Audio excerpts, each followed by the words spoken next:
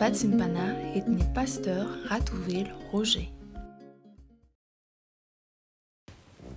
Dia rahalahy zaho ry voninahitra no atolotra ianao ry Jesosy tomponay satria mendrika anao loatra izany. Mino maraina vaovao izay, mino fahavelomana izay, ary dia rariny tokoa raha ianao no antsoinay voalohany. Anateranay ny fisaorana, anateranay ny fiderana, anateranay ny voninahitra. Dia ianao ilay Andriamanitray, tomponay ary mpanjakanay. Makasitraka feno Jesosy ny amin'izay rehetra iveranao anay, satria mino fahafahana indray izay hiatrika ny andro androany, fahafahana miteny, fahafahana miaino, fahafahana mandre Jesosy ary indrindra fahafahana tanteraka ny sitraponao. Tsy afaka manatanteraka an'izany ny fizeratsy fanainao masina no ametraka anay ao ambany fahasoavanao hitaro-dalana anay. Da io ny fotoanandroany mba mendriky ny anaranao. Da io ny teny mba hiasa amin'ny tsirairay aby. Azahoanay Jesosy matoky lalandava fa mitsinjo sy mikarakara anay ianao. Antanteraka ny asanao tokoa manko izay ankehitriny. Dia midina fanay masonao, midina isa-tokantrano, fo azy izay mbola matory, ampaherezy botady hitarerake, fa miohery vaovao kosa indray hiatrika ny andro miaraka aminao. Fa isa-tanana izay tady hanapodika ny fiveriana kosa dia didina tsy anakery, tsy hanapahefana amin'ny anaran'i Jesosy Kristy Belavian'i Nazareta. Fatorana amin'ilay raha soa anao izany Jesosy, ary atsipy any amin'ny farihy rehetra avao, satria tsy manana anjara amin'ireto zanak'Andriamanitra ireto. Misaotra betsaka Jesosy eo, misaotra fanay masino, anondera sy ny anjara voninahitra. Amen. Dia ampitombona amintsika mandrakariva ry havana ny fahasoavana mampiadanana avy amin'Andriamanitra ray sy Jesosy Kristy tompontsika. Ny vatsim-panahy ho antsika androany indray dia izay hitantsika ao amin'ny boky ny filazantsara Matio. Matio toko 7, andiny 17 sy ny 14, ary ny Jaona toko 14, andiny 9. Matio toko 7, andiny 17 sy 14, ary ny Jaona toko 14, andiny 9. Rehefa hita diovakiko amin'ny anaran'i Jesosy tompony teny. Midira mivavahady etika ianareo, fa lehibe ny vavahady, ary malalaka ny lalana izay makany amin'ny fahaverezana, ka maro ny miditra. Fa ety ny vavahady, ary tery ny lalana izay makany amin'ny lafiainana, ka vitsy ny mahita azy. Fa hoy Jesosy tamin'ny Tomasy, izao no lalana sy fahamarinana ary fiainana. Tsy misy olona makany amin'iray afa-tsy amin'ny alalako. Amen. Fa ety ny vavahady ary tery ny lalana. Anisan'ireo toriteny nataon'i Jesosy teo an-tendrombohitra izany ry havana. Betsaka tokoa mantsy ny olona maniry, mieritreritra fa ho tafiditra ao amin'ny fiainana mandrakizay izy. Saingy izao, tsy izay rehetra te hiditra no tafiditra akory, ary dia mazava be ny tenin'i Jesosy eto ry havana. Fa raha te hiditra any amin'iray ianao, dia tsy maintsy mamonjy, mandray ny lalana tery, ary miditra amin'ny vavahady. Izany hoe vavahady manahirana, mety misopirana ianao, mety mandady ianao, mety maratra mihitsy, marary izany. Eny, tsy maintsy misisika vao tafiditra amin'izany vavahady izany. Izany hoe miezaka amin'ny fomba rehetra mba hidirana amin'ny vavahady io. Ary dia mazava ho azy, fa tsy maintsy avela, hisorona, ajanona ety ivelany ety daholo izay rehetra manakana, manohitra ny fidirana amin'io vavahady io. Ary izay ry havana no antony tsy maintsy andraisantsika ilay lalana tery, mba hafantarantsika izay rehetra manakatsakana antsika tsy ho tafiditra amin'ilay vavahady. Fa Jesosy tena mihitsy haingeno efa niteny fa tsy misy olona makany amin'iray afa-tsy amin'ny alalany. dia ilay fisary an-tsaina ary misy sampanandalana ny iray misy andren'le mpanao hoe Jesosy fahamarinana, Jesosy fiainana, mitondrana ho any amin'ny tsara. Saingy tery izy io, manahirana ny lalana izorana amin'io. Fa ny iray kosa mitondra ny olona ho any amin'ny fahaverezana, nefa malalaka sy migodana. Ary nefa mila misafidy anao amin'izay tsy maintsy izoranao. Ry hava-malala amin'ny tompo, manafatra antsika ny tompo androany, fa na mivilo amin'ny ankavianao na mivilo amin'ny ankavanana, misy sofinao dia andreteny eo ivoanao manao hoe ity ny lalana ka andehana. Iza io lalana io? Ny lalana tsara sady marina. Io no raisoriavana. Dia ilay mitondra antsika amin'ny fiainana mandrakizay, ilay fiainana feno fiadanana, feno fifaliana, ilay fiainana maharitra mandrakizay, araky ny hitantsika ao voalaza ao amin'ny bokin'ny Daniela toko 12, andininy 2:7, ary maro amin'izay matory amin'ny vovoka ny tany no ifo, ny sasany ho amin'ny fiainana mandrakizay, ary ny sasany ho amin'ny enatra sy ny latsa mandrakizay, ary izay endry dia mirapiratra toy ny famirapiratra ny lanitra, ary izay mamerina ny maro ho amin'ny fahamarinana dia ho tahaka ny kintana mandrakizay toy. Izany teny nambaran'Andriamanitra tamin'ny Daniela mpanompony. Koa mino sy miaino ny tenin'Andriamanitra isika dia azo tsy andova ilay fiainana mandrakizay. Raha sendra nandeha teny an-dalana Jesosy ry havana, nampianatra ny olona dia nisy lehilahy iray nanantona azy. Araky ny hitantsika ao Matteo 7:9 sy 17, ka nanontany lehilahy io hoe mpampianatra ô, inona ny tsara ataoko azoko ny fiainana mandrakizay? Tena maly Jesosy, iray ihany ige ny tsara e. Raha te hiditra any amin'ny fiainana mandrakizay ianao aho, tandremo ny didiko. Ary teo koa dia nanambaran Jesosy ny didy 10 izay tokony ho tandrovantsika mandrakariva.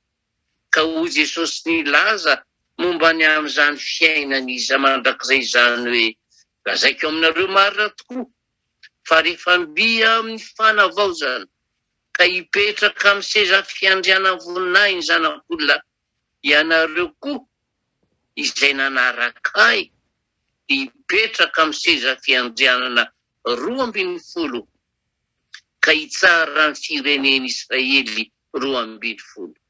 Ary izay rehetra efa nafohy trano, na rahalahy, na anabavy, na ray, na reny, na zanaka na tany no ny anarako, dia andray zato eny ka ndova ny fiainana mandrakizay. Nefa maro izay voalohany no farany, ary izay farany no voalohany. Izay le lalana tery ry havana. Ko raha tiantsika ny azo ny fiainana mandrakizay, dia mila manana ny finoana Jesosy Kristy Tompo ho mpamonjy anao. Raisaom-ponao ao amin'ny fiainanao manontolo, ary ampanjakao izy, ary afoizo ireo rehetra voatanisa teo aloha ireo. Ary mila miorina tanteraka amin'ny finoana isika, mahay misafidy ny lalana re ihany koa, mba tsy hahatonga antsika ho any amin'ny fahaverezana.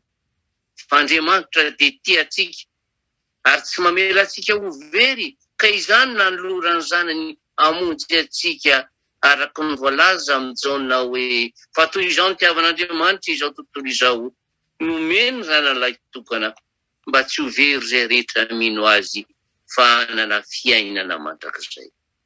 Ry havana, tsy tian'Andriamanitra isika ny ho very, fa mitady mandrakariva izy mitodia antsika ny aminy.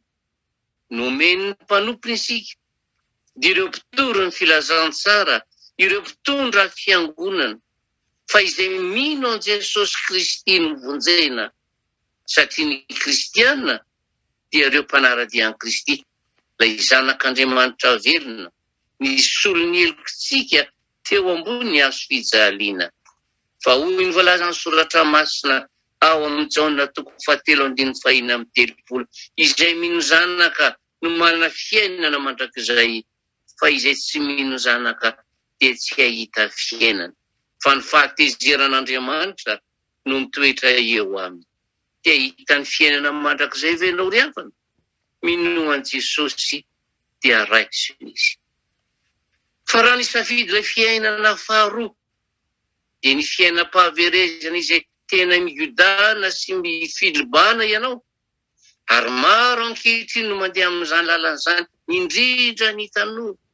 Satria ny tanora no tena voasarika betsaka indrindra amin'izany lalan'izany, ary tena mampalahelo mihitsy no mahita azy ireny tafalatsaka ao anatin'ny fiainana feno fahalotona, fahotana isan-karazana, fiainana izay tsy sitrapon'Andriamanitra avokoa.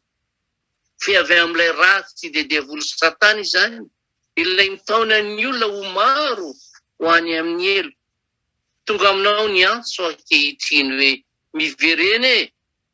miverena ry havako, fa ho raisin'i Jesosy ianao, ho raisiny indray ho eo aminy, ka hitenenany hoe ary ianao fanekena aminy aho, ka ampiala ny biby asika tsy eo amin'ny tany intsony, dia andro fa izay izy na dia any anefitra azo, sady atory na dia any anaty ala azo.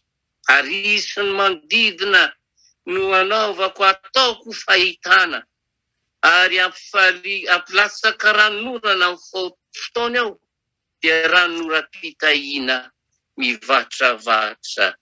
Zany no afatry ny tompo aminao, ry hava malalaka tompo. Aoka ry isika rehetra mba ho tonga saina avokoa, ka naraka ny didin'Andriamanitra, ka ndray izany ho soro-dalana, ary Jesosy ilay marikeny amin'ny lalana izay alehanao rehetra. Ko ialao ny fijejoany, ny fanompoatsampy, ny fidoroana zava-madinely, ny fijangajangana, ny fahavetavetahana isan-karazany, manoloana ny mahatempolin'Andriamanitra antsika, satria fantatsika fa tempolin'Andriamanitra ianareo, ary ny fanahin'Andriamanitra mitoetra ao anatinareo. Raha misy manimba ny tempolin'Andriamanitra, dia ho somban'Andriamanitra kosa izy, fa masina ny tempolin'Andriamanitra dia ianareo izany. Izany ry havana ny teny lazain'Andriamanitra, fa izay manimba ny tempolin'Andriamanitra, tsy ny fiangonana ihany no atao tempolin'Andriamanitra, fa io tena tsika io mihitsy, io no tempolin'Andriamanitra sarobidy. Raha jerentsika ao anatin'io tenin'Andriamanitra io, dia misy ny atao hoe masina. Ny teny hoe masina dia hoe voatokana.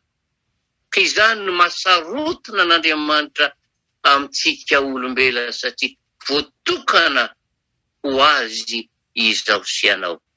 Ry hava maralo amin'ny tompo, aoka ry isika ho samy sarotiny amin'ny tenantsika tsiraray avy, ka hitombo hatrany amin'ny finoana sy fanantenana ny fiainana mandrakizay, izay efa nampanantenain'i Jesosy Kristy, ary efa nampahafantariny hatrany izany, fa izy irery ihany no any lalana tongavana amin'izany. Ko manomboka an'io ary, dia raiso Jesosy ho tompo sy mpamonjy ny fiainanao, fa sambatra tokoa izay bino nefa tsy mahita, mizory ny lalana mankany Jerosalema, fa ho vonjena ianao. Amen. Ivavaka sika tompo. Ry Andriamanitra ray zanaka ry fanahy masinao, mianjanjy eo anatrehanao tokoa mako ny lalana zanak'olombelona, ary ny mampalahelo dia izahay izay miseho kristianina, indrindra tsy ny tanora ihany, fa na dia izay miseho ho antom-panary, tsy mizotra amin'ilay lalana mankany aminao, tsy mety mandray anao. Tsy tianay mako le lalana teritery, le manahirana anay, maningotr'ingotra anay, fa te higolabana izahay, te hanao je suis izahay, tsy tianay izany lalana izany. androany ianao nampatsiay anay fa ho avy eny amin'ny rahoany ianao ka raha hitanao eny amin'ny lalana malalaka migodana izay tsy ahita ny famonjena avy aminao, tsy gioka ny fisafahatsaranao.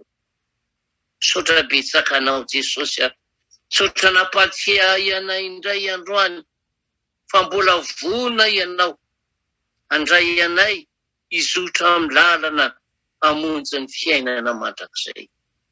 Ho any misy tokoa moa izay Jesosy raha tsy momba aminao ihany, eo aminao le andronay tokonay nefa toa nataonay tsinitsiny, ary zany ny fonanay aminao feno, zany no angatanay famelan-keloka aminao foana. Aza reraka Jesosy, aza reraka re hibitsika aminay foana ka hiteny aminay hoe raha hitodika aviana iakavanana tokoa izay dia andreny teninao hoe tia ny lalana ka izory fona aminao zay amin'izay rehetra tsy fatanteranay, fa ankehitriny zay dia iveriny eo anatrianao. Fanikena ngezabe no ataonao aminay, dia nomezanao anay raronora-pitahina mivatravatra omenao anay amin'ny fotoanany. Mangataka aminao ary maro aminay reto ny manam-pikasana androany iveriny eo aminao, tsy mitady ny zava-tsoa eto amin'ny tany any fa indrindra mikatsaka ilay fanjakanao. Mbola lavitra ny lalana Jesosy, irao ny anjelinao hitobo manodidina anay foana, mandra-pahatonga anay ao amin'ny lakom-panovoninay. Fa mandra-pahatonga an'izany rehetrarehetra zany mangataka aminao, hamarino aminay sady Jesosy, ho hitanay ety amin'izao tontolo izao ety, ho tazan'izao tontolo izao fa zanakao izay, nofidianao izay, ka higioka iaina amin'ilay fiainam-pifaliana amin'ny fanjakanao.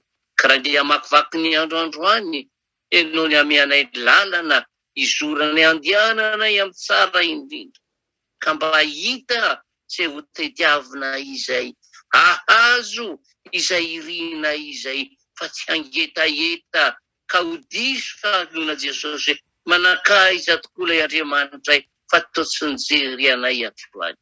Amarino ara Tompo fa nivavaka nasandratra androany, dia ho tenenanao foana fa ho tahinao izay raha miditra, ary ho tahinao izay raha mivoaka, ho tahinao ny asa tanana tsirairay aby, ho tahinao ny asa fivelomany tsirairay aby, ho tahinao ny fianarany amponana iray manontolo.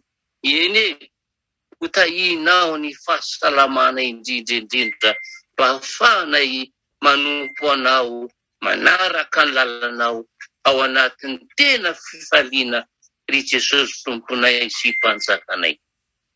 Mametraka ny tsirairay ao ambany fahasoavanao ary a Jesosy, ary indrindra ny fitahinao iaina ny tsirairay aby, ka anonako ny fahatahinao, anonako ny tsodranomasina amin'ny anaranao ka hitenenanao hoe aza matahotra ilay ny voafitoko, iza ombanao mandrakariva ambara-pahatonga fataperany izao tontolo izao, satria malala eo imasoko ianao manko hoe eny-be voninahitrinao dia tiako sady mamiko mandiana zaho tsy hamelanao irery, fa izay mikitika anao dia mikitika ny anak'Andriamasoko. Misaotra betsaka Jesosy, tsy anio ihany fanikena ataonay aminao Jesosy, fa ho mandrakizay. Aleluia, amen.